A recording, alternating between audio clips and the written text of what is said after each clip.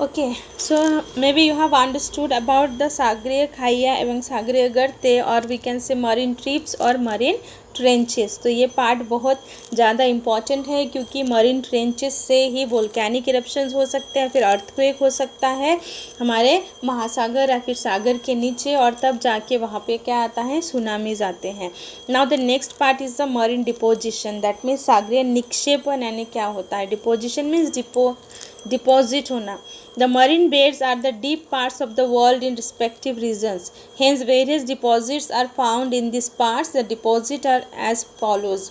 That means ये जो marine beds हैं, that means सी के नीचे या फिर ओशन के नीचे जो फ्लोर बन गया है, बेड्स बन गया है, तो वहाँ पे बहुत सारे तरीके की चीज़ें जो है क्या होता है, डिपॉजिट होता जाता है, और उन्हीं चीज़ों से फिर केमिकल रिएक्शन के बाद नए नए चीज़ें बनते हैं। तो क्या क्या चीज़ें हम लोग इन पार्ट्स में देख सकते हैं वो दिया गया है नीचे। फर्स्ट पेबल्स, एंड पेबल्स में जो छोटे बड़े आकार के जो पत्थर पाए जाते हैं वो है ना। क्ले दैट मीन्स मिट्टी, soil etcetera brought by reverse, glaciers etcetera from the continents. That means जो भी सारी चीज़ें कॉन्टिनेंट्स में से या फिर ज़मीन में से, जब रिवर, क्योंकि ओशन या फिर सी में पानी कहाँ से आता है, रिवर से ही पानी आता है। जितने भी रिवर हैं अर्थ के ऊपर, तो वो रिवर क्या करते हैं, बहते हुए वो सागर या फिर महासागर में मिक्स होते हैं, और जब वो बहते हुए आते हैं तो अपने साथ वो छोटे बड़े पत्थर लेके आते हैं, मिट्टी लेके आते हैं, वो क्ले लेके आते हैं, एंड देन जब ग्लेशियर आता है तो और सारी चीज़ें जो है वो एनिमल बॉडीज़ एंड प्लांट जो है होते हैं, वो मरे हुए प्लांट्स एंड बहुत सारी चीज़ें अपने साथ वो भाग के लाते हैं और फिर ओशन के बेड में वो कलेक्ट करते हैं। The deposition occurs mainly on the continental shelf. These are called marine deposits. तो ये जितने भी सारी चीज़ें नदियाँ अपने साथ बहा के लाते हैं, तो वो कॉन्टिनेंटल शेल्फ जो पार्ट है, जो फर्स्ट पार्ट है, वहाँ पे वो डिपॉजिट करते हैं, और उन्हीं को कहा जाता है marine deposits. Second, lava and ash erupting out of volcanic eruptions is also found here.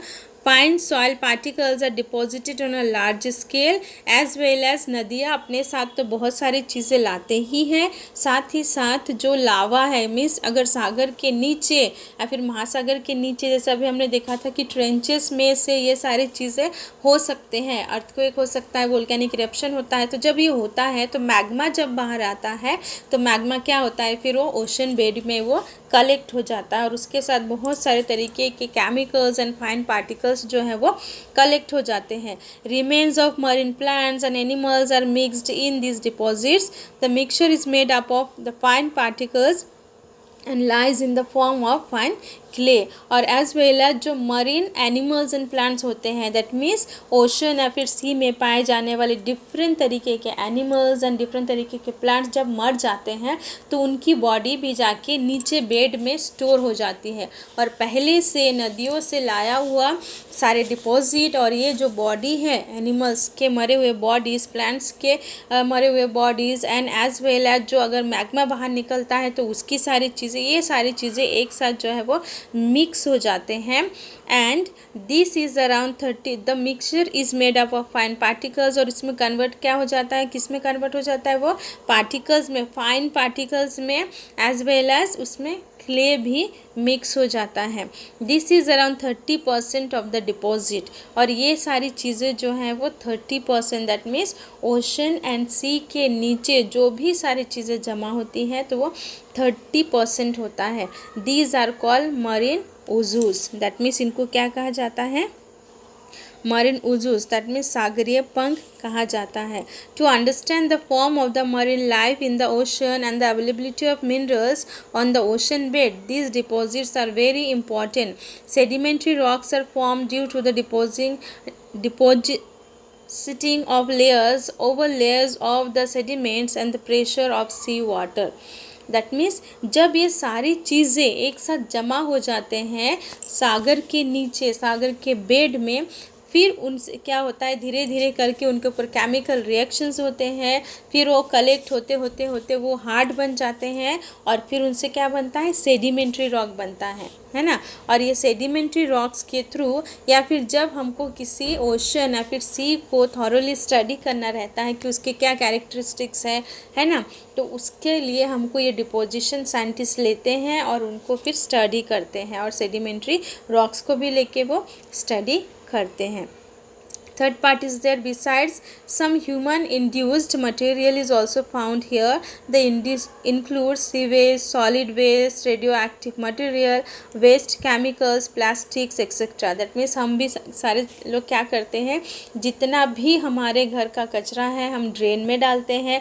Drain जो है वो, हर कोई ड्रेनेज सिस्टम जो है वो किसी ओशन या फिर सी में जाके ही मिक्स होता है। तो सारी जो हम कचरा सब कुछ जो हम डालते हैं, किसी फैक्ट्री में का कचरा या फिर घर में का कचरा, सब कुछ वहाँ पे जाता है और जाके वो नीचे जो है वो कलेक्ट हो जाता है सागर के नीचे।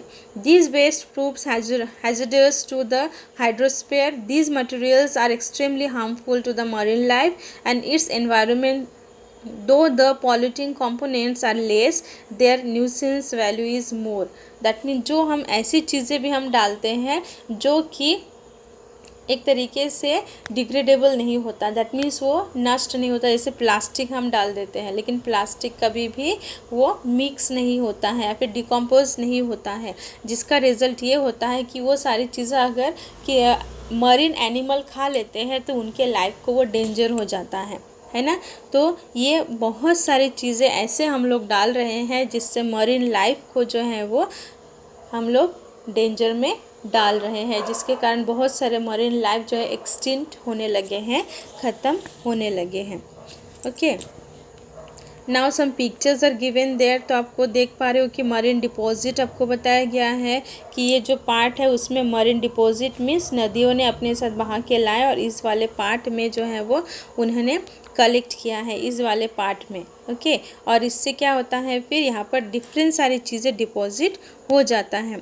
Next picture is given marine sediments. ये आप देख पा रहे हो कि सागर के नीचे जो है वो पानी में, महासागर के नीचे पानी में ये सारी चीज़ें जमा होती है, और धीरे धीरे करके इनका लेयर एक के ऊपर एक लेयर जम जाता है, और फिर इनका कन्वर्शन सेडिमेंट्री रॉक में होता है, पत्थर में। सेडिमेंट्री रॉक यानी क्या होता है आपका एग्जैक्टली जो अवसादी चट्टान होता है जिसको कहा जाता है, उसमें वो कन्वर्ट हो जाता है।